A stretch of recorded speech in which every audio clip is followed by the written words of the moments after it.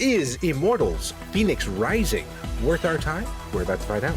Welcome everyone to episode 226 of 1 Hour, 1 Decision, 1H1D. I am Chris. And I am Tom. And we take 60 minutes and play a random game on Xbox Game Pass and decide, well, Tom, it's Heracles or Hercules? We could be immortal. I guess. It's really answering. It doesn't. It's. What were my options? Heracles or Hercules? Hercules. Who says Heracles? Come on now. Well, apparently the Greeks do. Yeah, well, they came first and then they got run over. So. Indeed. So we are talking about Immortals Fenyx Rising, developed by Ubisoft Quebec. And this Not game... Ubisoft Greece. Not Ubisoft Greece. No, that would be completely bankrupt. When this game came out December of 2020, multi-platform, Xbox Series, PS4, PC, PS5, Xbox One, Switch, and Stadia. Hey, all right. Probably the last game that came out for Stadia. First and last. But yeah, rest in peace, Stadia. I played this on the PC. 33.81 gigabytes on the PC. Tom, what about you? 32.95 gigabytes on the Series S. Not bad. Okay. Quebec knows how to get us roughly in the same ballpark in file sizes. So yeah, I'll live with that. But now, what kind of game is this?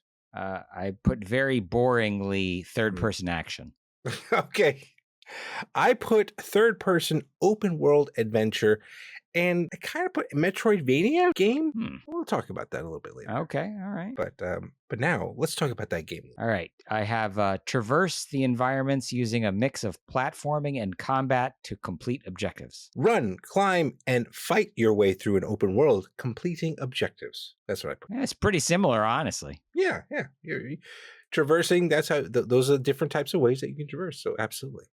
Absolutely. Now, let's dive into those likes, huh, Tom? Yes. Okay. So I've got to say, I enjoy that this is being told by Prometheus and Zeus. Yes. And they're bickering over the specifics. Yes, absolutely. Because I guess Zeus wants Prometheus's help because I believe the big bad here, was he a former Titan or something like that? Yeah. And he's trying to usurp Zeus and his power, and now Zeus is like, hey man, I need your help. And he's like, well, how about this guy Phoenix? Well, this guy or girl, which there is a character creation as we'll kind of talk about here, says like, well, if they can do this, then I'll help you, or this is my way of helping you. Prometheus is like, this is my way of helping you. He's like, no, I want, and that's where you said like they're bickering because Zeus wants Prometheus to actually help him, not use this character to do it. His bidding. And I agree that it was very, very humorous in the way that they presented the story. And I guess like you're kind of like right off the bat, like, as we'll talk about the character creation, they talk you through your character creation too. It's like, oh, they kind of look like this, and like, oh, his hair was kind of looking like that, and like the whole point. I thought it was just funny. It kind of gave me like Fable vibes in that sense. Yes. Like just kind of, yeah. So I was like, okay, I appreciate that. I appreciate that kind of humor, and like it's not dark humor but it's like witty banter for sure. Yeah, there's definitely like color commentary on your choices. Right. I appreciated that very much. And and the art style, it looked good. This is, at this point of this recording, a 5-year-old game. I think it still looks great. It's why you got to go with the animated art style. That's how you want to be timeless. If they had made it look realistic 5 years ago, it wouldn't look realistic today. Yeah, I mean, especially with the hardware that we have what the developers have at their hands, like it's nice to be able to have as close to a toony kind of capability that you can, like, if we're talking like early 2000s, this would be a polygon hell, like, yes. 3 or 4 polygons. It just looked terrible, and I'd feel very sad about it. But yeah, this is set in Greek mythology. So like we just mentioned, Zeus is there, Prometheus is there. You meet a bunch of other, Greek gods and characters throughout your journey too, which I thought was kind of interesting. Yeah, I liked it. Reminded me of Percy Jackson a little Yeah. bit, right? Yeah. Where you have this character nobody's heard of, but they're, mixing it up with all these, legendary mythic people that you are familiar with. Right.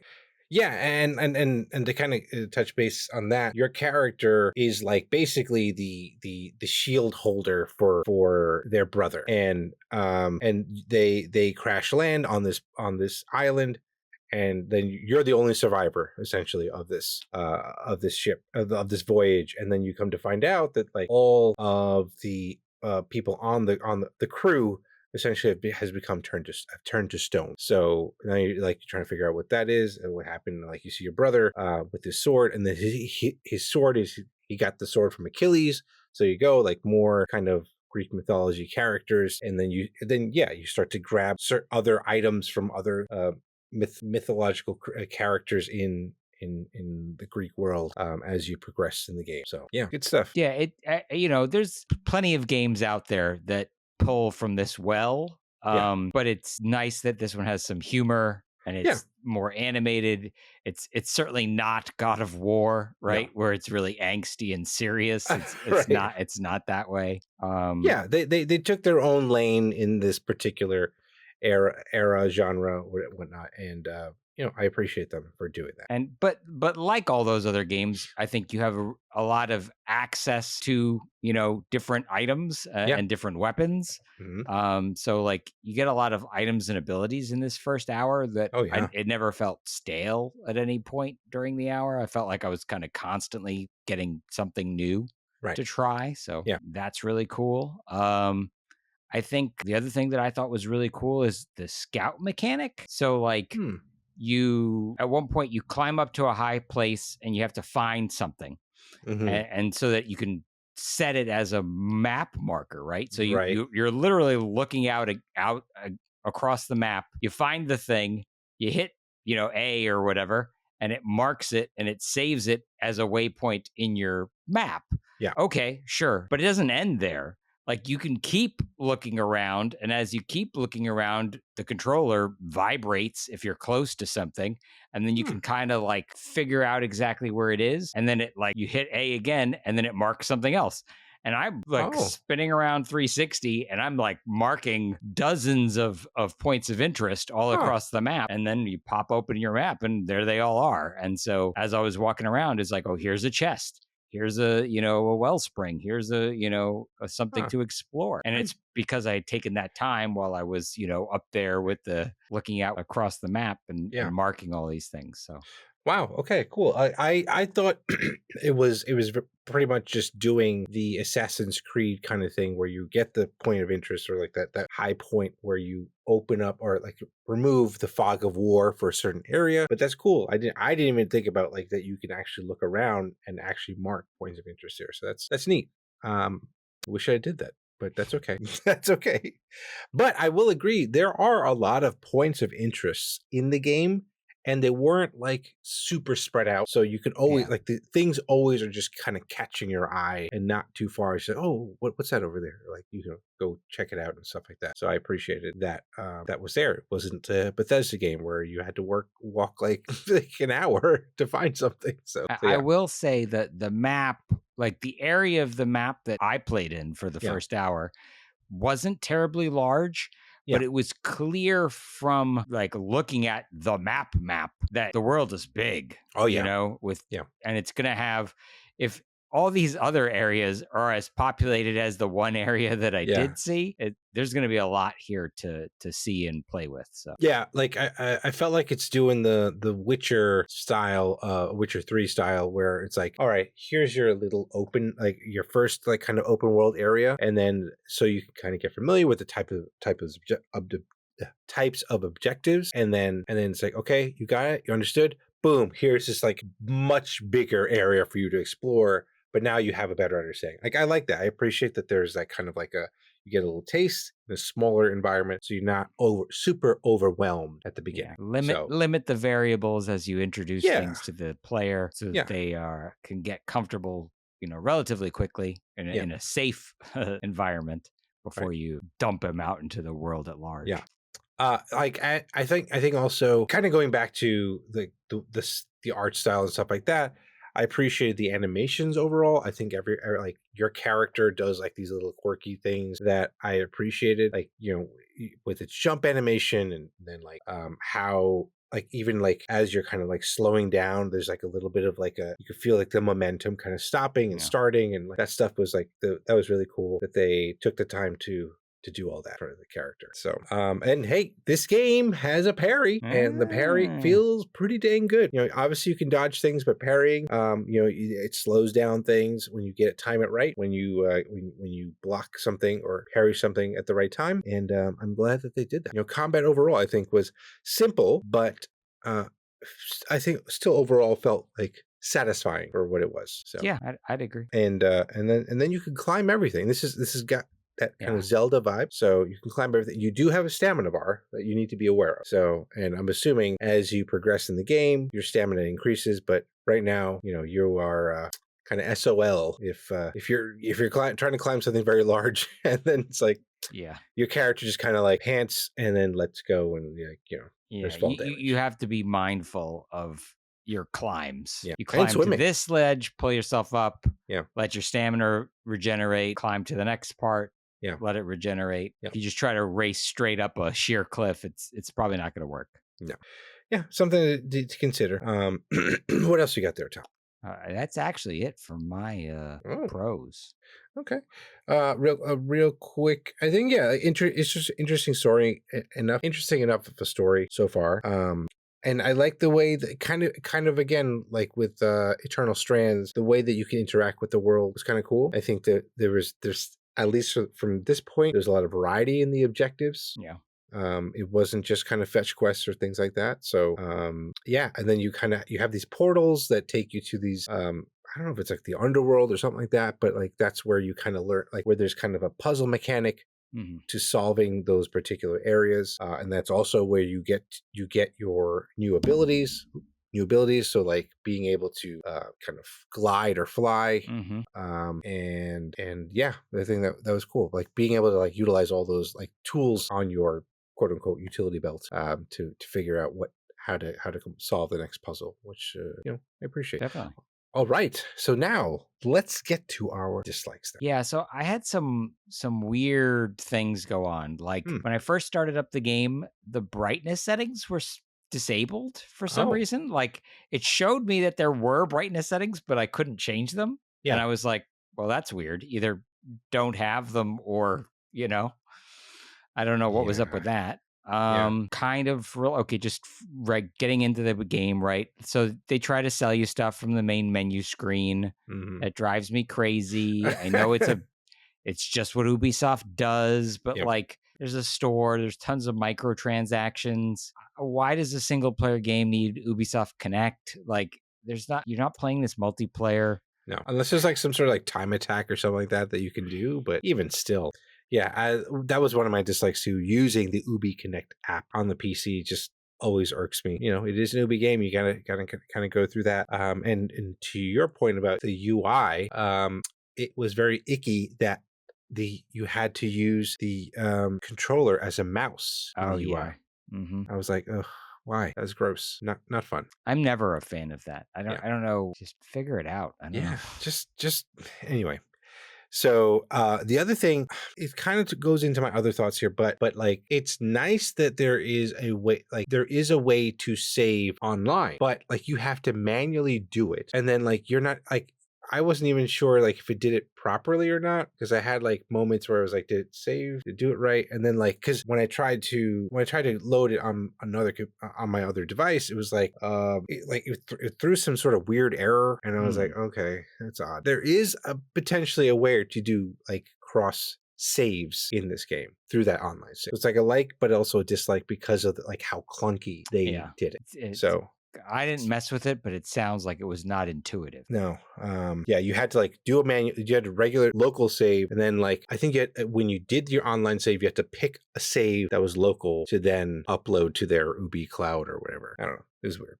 It was weird. And the other thing that you could see, obviously, this is an Ubisoft game. You could see that almost like it was like built off spare parts from Assassin's Creed. Yeah. And but like it's not it could be a good thing or a bad thing, but it just like sometimes it almost felt kind of cheap. But like I think that they did a good job with like putting a different layer of presentation. It's not a serious game. It's more like TVY7. Yeah. And in that sense, I was like, okay, but you could still sometimes see the cracks in between where it's like, oh, okay, this is an Assassin's Creed game underneath or something like that. Yeah. That effectively it's just a fresh coat of paint on Assassin's Creed. Right. I will say that while I like the animated style, something about the environments and the gameplay just felt very generic to me. And it kind of reminded me of like that time when like we had all of the toy games where, you know what I mean? Like the Skylanders and Disney Infinity. And then there were like a whole bunch of these games and they were all functionally the same kind of game. And it just they all felt kind of generic in that way. And something about this, it was hard for me to put my finger on it exactly, but it just felt like, like I was like, this just feels like you said, kind of like reusing assets or something. Yeah, I mean, I would say this is not at the level of like like Ben 10 or anything like that. No, it's like it's definitely elevated from that. But I agree, like there's definitely something about it where it does have kind of like this generic feel to it. I just I don't know. There's something about this game, and kind of going back to my thoughts about it being a Metroidvania. The reason why I brought that up was because there are definitely places or items that you see throughout the world that you can't interact with until you get X item or X ability. And I was like, oh, okay. So this is one of those, like, I have to go back and forth and backtrack and stuff like that. I know I'm probably butchering the whole definition of a Metroidvania, but like, that's where I was like, okay, where I am, I'm getting that kind of vibe and like, okay, fine. I get it. But it's still kind of like, I wish like I could still figure out other ways to maybe like a less optimal route, but a way that you could still accomplish it. And then accomplishing that thing just becomes easier in the future when you have whatever that ability is. I'm with you. I don't like the come back again later. Like, So I will, although I forgot to mention this, I will say that the voice acting overall was quite good. The baddie sounded good. Our character, you have, I think, a choice of like 3 voices. At least the one that I had worked pretty well. I made my character kind of look like Scar, like Hulk's son, Scar. So I was like, that's cool. I think that was something I definitely do want to touch on. Voice acting was good, and like you said, the bickering between them was good. We're in the dislikes, Chris. Yes, I know. Sorry. So go ahead. I got really hurt, but I wasn't able to heal. Like they hadn't introduced the healing items yet. But I got my socks rocked by like a bear or something. Oh, geez. And I was like, okay, well, so as much as we talked earlier about being in a safe space, I didn't feel all that safe early on. And I think part of the problem for me is that like by default, the attack button was on RB.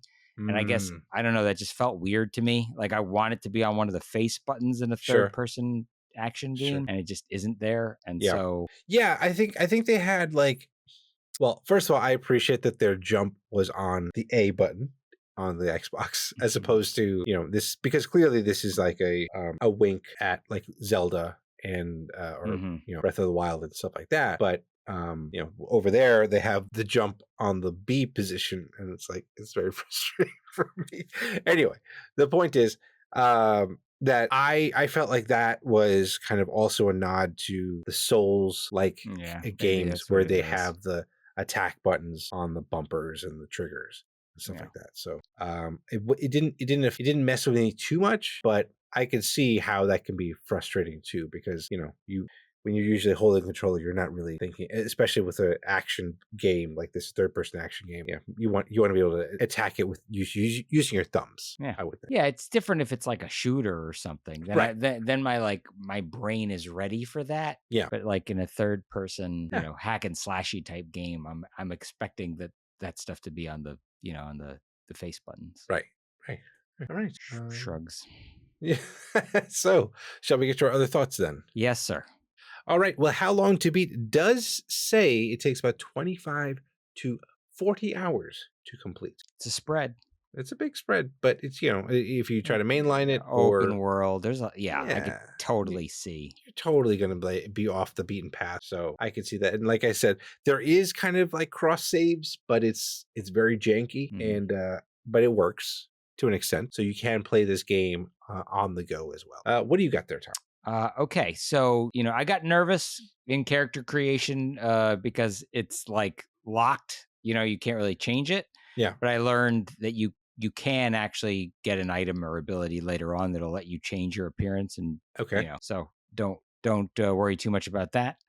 And I wrote in classic Ubisoft fashion, the maps are loaded with side objectives and puzzles. You talked about that a little bit. There are 7 distinct regions. Oh, wow. We only saw the first in our hour. At least I only saw the first in my hour. It is unsurprisingly the same team that made Assassin's Creed Odyssey. So while they were making Assassin's Creed Odyssey, there was like a bug, I guess, and some weird stuff started happening that felt kind of mythological. Oh. And it kind of planted the seed in their minds like, okay, well, Odyssey is going to be a pretty straightforward, standard Assassin's Creed game and not do like the really crazy mythological stuff. Yeah. But they're like, maybe this has legs. And so it spawned this idea to do a very different sort of game. Yeah, nice. So I wrote here, the narrative style is inspired by Robin Hood Men in Tights and The Princess Bride, which are 2 of my favorite movies. So having the unreliable narrators, right? Whether it's, grandpa and grandson or, just the idea that you can't trust the narrators because they're arguing amongst themselves. It's a fun idea. Fun indeed. Now, Tom, thank you for that. Now we need to figure out, though, are we keeping this game on our respective hard drives or are we keeping it back in the Greek mythological times and never hearing about it again? Kicking it into a bottomless pit. Yeah, this is Sparta. Yelling about Sparta while we do it. I'll say my hour went by very quickly, which is always a good sign. Yeah. And I enjoyed the storytelling banter a lot. Like, that's probably why, right? Like, the game is fun enough to play. It is pretty generic, but still fun. Yeah. Which matters. And the storytelling is great. Like, it's definitely fun. I have concerns though, because the open world, the Ubisoft collect-a-thon that it's gonna be, I think that'll probably ruin it for me, like long term. I want to give it more time. I'm gonna give it more time. Am I gonna make it to 25 hours? I don't know. I think, as with most open world games, I think I'll play it for a few hours and then I'm just gonna find something more on rails that will grab me and pull me along. Fair enough. Okay. Yeah. For me, I was pleasantly surprised by this game because I knew it was like kind of the same pedigree of Assassin's Creed. I was like, oh, okay, this is going to be just one of those games, but maybe with a different type of polish on it. But yeah, like to your point, it was just very funny. It was enjoyable enough. Like the combat was enjoyable enough. Like the world was bright enough and not taking itself too seriously that I was like, okay, I could see myself playing this. And this is definitely a game I probably want my kids to give a shot too, because they've actually been really getting into the Assassin's Creed world. And like I told you before, my son's a big Breath of the Wild Zelda fan. So I'm really curious if he'll really enjoy this, because I try to make him play Eternal Strands. He fell off very quickly on that. But maybe this one. So yeah, I'll keep going with this game and see it through. I like it. Yeah. So those are our thoughts. Let us know what you think of this game. Follow us and say hello on Blue Sky at 1H1D, on Twitter at TC1H1D. Check out our next streams on Twitch at twitch.tv/1H1D. That we do these randomly too at random times generally. So yeah. And we do post these on YouTube. So if you would like, please send us a comment. Tell us why this is a game that should get a sequel or not. I don't know, because I haven't heard anything after the game got released about any new edition or version of this game coming out. So Assassin's Creed probably makes them too much money. Yeah, that's true. And they're like, we don't need this kid version. Get it out of here. Well, anyway, but that's that. 1H1D is part of the QTV network. If you like any great gaming content, please check it all out at quitthebill.com/network. Yep. And now, Tom, we need to find out what we are playing next. What will 227 be? What will it be? Surprise button will help us figure that out. Here we go. Oh my goodness. Gracious, maybe? As Dusk Falls. Night comes. That's the name of the I'm sorry, game. was there more? That's the name of the game, Tom. As Dusk Falls. I guess we'll find out what happens as Dusk Falls. We will find out what happens as Dusk Falls in our next episode. So that is it for this episode. Thank you so much, everyone, for tuning in, and we will catch you on the next one. Thanks, everybody.